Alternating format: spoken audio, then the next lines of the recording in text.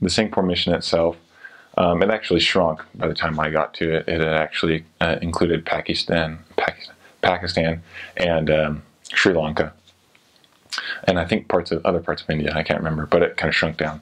So then it just included Singapore itself, and then East Malaysia, which I said earlier is on Borneo. It's like half the island of Borneo, and then West Malaysia. It's a peninsula coming down off of Thailand. So it's in between Indonesia and the Philippines. So it's kind of in like this neat little nook where it doesn't really get like tropical storms or anything like that, which is nice. So that was good. The mission there, the missionaries, they normally speak English, like for Singapore itself. I think now they've started dividing the mission. Singapore missionaries are getting called to speak English, and I'm not sure if that's because they split the mission. Right now I haven't looked into it, but when I got called, I was called to speak Indonesian. So, and there's other missionaries there that get called to speak Mandarin. So there's just, I guess you can say 3 types of missionaries: English, Malay, and Mandarin speaking. And that's kind of an umbrella term whenever you get called to speak a language, because there's so many other languages that fall underneath that. And it's a really good way to, like, learning different languages is a really good way to get your foot in the door and like build a relationship with your investigators or members. I remember I met quite a few that were from Indonesia, different parts of Indonesia, like Nias or Jakarta, Sumatra, places like that, and they all had their different dialects. So I thought it would be fun just to, learn how to say hello or certain phrases in their dialect, and so that kind of helped me. So and when you're a Mandarin speaking missionary, a lot of them learn Cantonese as well, or Hokkien, because in Singapore, a lot of it is Mandarin and Cantonese. Same with other places of West Malaysia, like around Ipoh. There's a lot of Chinese speakers there. So, I mean, you can really learn any language. There's a lot of missionaries that were called to speak Mandarin who actually ended up learning Malay, because Malay is a pretty easy language to learn.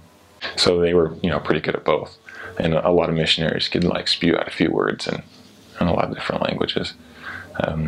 Just sometimes out of necessity, because if you had an investigator that was not quite, like, some of them can speak different languages, some of them understand other languages better. So like you can find someone that's from Indonesia that actually like would speak Chinese a lot better than they do Malay, just because of where they're at. Indonesia is kind of the same way. They have lots of different languages there.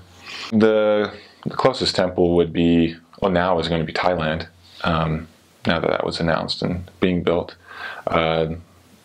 Mainly they would go to the Cebu, Philippines temple, or the Manila temple. As far as church growth, in Singapore itself they have wards, and they have a lot of expats there, and I think that's what kind of helps the wards, or like the unit actually become a ward. Everywhere else they're branches and groups. I always served in a branch except for Singapore. Kind of what's interesting is when I served, Malaysia is a little ticky-tacky with the church, because we're Christian, and Malaysia is, the government is Islam. 98% of the people there are Muslim, and so they're not too keen on having other religions kind of like try and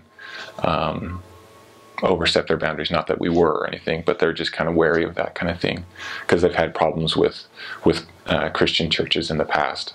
When I first got there, I was the first group that was actually allowed to wear name tags. Before me, they had just worn white shirt and tie. And actually before that, several years, some missionaries in the companionship, only one missionary was allowed to wear a white shirt and a tie, and the other one would have a colored polo, and then some jeans. And even before that, they weren't allowed to wear white shirts and ties, just because, well, I'm not sure exactly why they weren't allowed to. I think probably just because it would bring attention, unwanted attention in certain areas from the government, and we still wanted to be able to teach members there and everything, and other investigators, because there's still a large population of Buddhists and Indians and so on and so forth that is willing to listen. In Malaysia, we couldn't proselyte to Muslims. It was against the law. So we had to be wary of that. We could still talk to them. I talked to a lot of them all the time. That was mainly my way of improving my language, was talking to the native Malays there. Never really about church. They would ask me, but I wouldn't be like, hey, here's a Book of Mormon. That I wanted to, but legally we couldn't, or else we'd get in trouble. East and West Malaysia were mainly districts. Some of them were very small. Sadly, there wasn't a whole lot of retention in East Malaysia. There was supposed to be quite a few members, but some of them kind of fell off. And we tried our best to go and talk to them. A lot of the time we spent contacting inactive members and talking with them, trying to get them back to church, and they're very nice.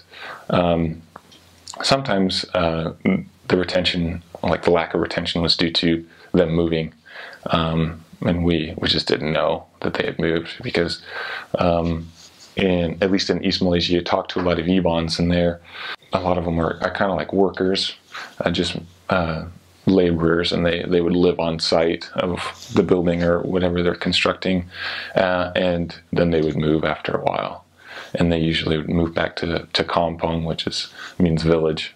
So they'd go back deeper into Malaysia. You'd never find them again, really. They'd have been baptized and everything, but hopefully they took the gospel to their kampongs. But the church in Singapore was very good. There was a lot of expats. There was a lot of Filipinos, a lot of Chinese. There were several wards. If I remember right, there was about 6 or 7 wards over all of Singapore. Some of them were separated, like they'd have the expat ward, or they'd have a Filipino ward, or the Chinese ward, just like the native ward kind of thing. There would still be expats kind of mixed in with that if they decided to. But the whole island of Singapore, I thought, could be kind of your area in some aspects, some wards. In Singapore, the attendance was quite high. We would probably get 80 to 110. We'd have quite good attendance in the wards, especially the Filipino ward. There's a lot of Filipinos in Singapore, and they were very nice. They would always show up. They're very, very devout. In Malaysia, we'd probably get 30 to 40, if that. Probably 40 on a good day, whenever we can get a lot of investigators there. Sometimes, we'd gotten more than that. Just with in one of my areas, Ipoh, we had a lot of youth show up. We had gotten into a good relationship with a lot of the youth in the branch, and they had brought all their friends, and so a couple times we'd have a lot of investigators or people show up, but mainly like the members would be around 30 to 40, and that would show up every Sunday. Our schedule was a little different. We would have language study for an hour. We'd actually wake up a half hour later than most people. Most people wake up at like 6:30. Most missions. Our mission, we woke up at 7 and then went to bed a half hour later too, because the culture was so that people were up later and they woke up later. So we kind of adapted to that. So we would have an hour of language study, personal study, and companionship study, and by that time, we'd just eat lunch, and then we'd be out for the rest of the day. So we'd go out and eat. We wouldn't come back to the apartment, because a lot of time it was just too difficult, too time consuming to go back. So we'd eat out all the time. We would talk to people while we're eating and stuff like that. I served from March 2010 to March 2012. I started out in Miri, which is in East Malaysia. From there, I went to KL, Kuala Lumpur, the capital of Malaysia, or West Malaysia at least. You know, the twin Petronas Towers. That's where that's at. I served there for about a year.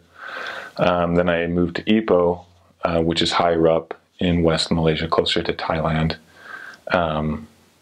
for, I want to say, 5 or 6 months. And then I moved to Singapore and finished out my mission there. So I kind of went from third world down to first world, you know, progressively.